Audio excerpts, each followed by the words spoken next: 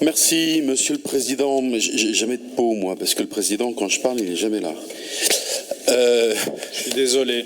Mais j'aurais aimé qu'il porte un intérêt sur le compte administratif. J'ai doublement vous écouté. Merci, vous avez deux oreilles. Magnifique.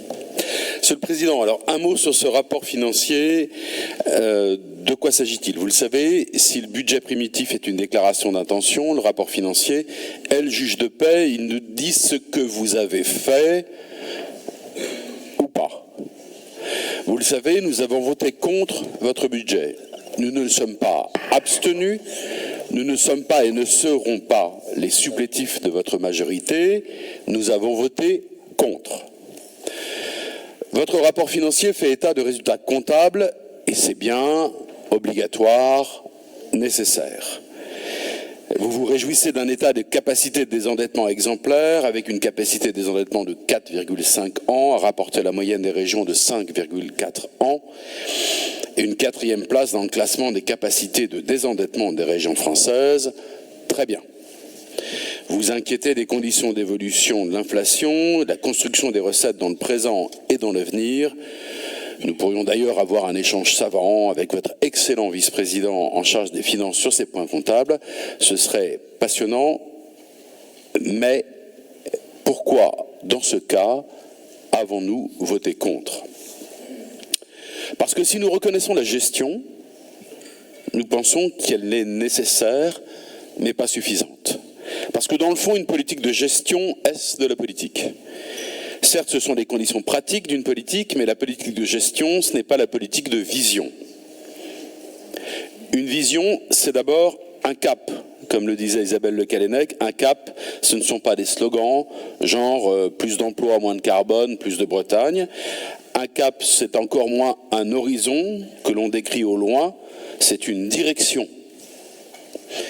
Un cap, ce sont des projets tangibles qui se transforment en réalisations concrètes, mesurables, à l'occasion de ce rapport financier. Parmi ces grands projets concrétisés, nous avons eu autrefois la ligne grande vitesse jusqu'à Rennes. Parmi les grands projets qui s'apparentent aujourd'hui à l'Arlésienne, nous avons la continuité de Bretagne grande vitesse. On verra ce que ça va avec l'État. Et parmi les grands projets avortés, nous avons eu le projet d'aéroport Notre-Dame-des-Landes, funeste coup d'arrêt à notre trajectoire de progrès. Et quels sont les grands projets bretons aujourd'hui qui seront porteurs d'un espoir de progrès pour les Bretonnes et les Bretons? Alors, ne me parlez pas de SRADET, de SRTES et d'autres schémas plus abscons et technocratiques les uns que les autres. Ce n'est pas cela qui donne de l'espoir. Au mieux, et j'en suis même pas sûr, ce sont les instruments d'une politique. Alors oui, nous pouvons rentrer dans le détail des dépenses pour rechercher le sens de votre politique. Mais même là, nous avons des doutes. En entrant dans les dépenses mission par mission, je constate le recul de l'ancien programme 100. Alors pardonnez-moi, on va se balader entre l'ancienne nomenclature et la nouvelle nomenclature. Donc ex-mission 1, consacrée à la contractualisation avec les territoires. Patrick Le Diffon vous faisait une proposition hier pour relancer cette politique. Elle a malheureusement été rejetée par votre majorité et ses supplétifs. De nombreux programmes de la mission 2 consacrés au développement économique sont en recul. L'ex-mission 5, écologie, voit ses dépenses reculer et le taux de réalisation des investissements atteindre à 53%, péniblement. Donc, Monsieur le Président, pas de cap tangible, pas de grands projets et la tentation de la décroissance. Ça, j'aurais aimé qu'il l'entende, notre président préféré.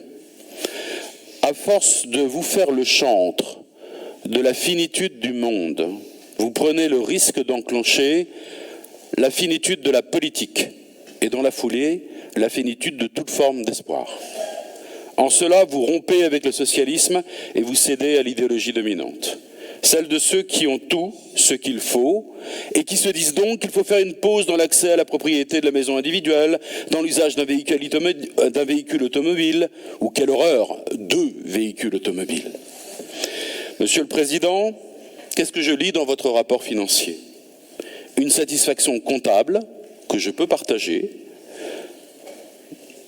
S'il faut modérer, je dirais une satisfaction de gestion. On est un petit peu au-dessus, que je peux partager également. Une inquiétude sur les recettes, c'est important, mais cela ne constitue pas une politique. Je vous l'ai dit, moi qui suis amateur d'histoire et de gastronomie, j'y vois un parfum de cassoulet, de gauche cassoulet, de radical socialisme. Malheureusement, pas celui de Mendes, mais celui d'Henri Queuille et de ce bon vieux président Herriot.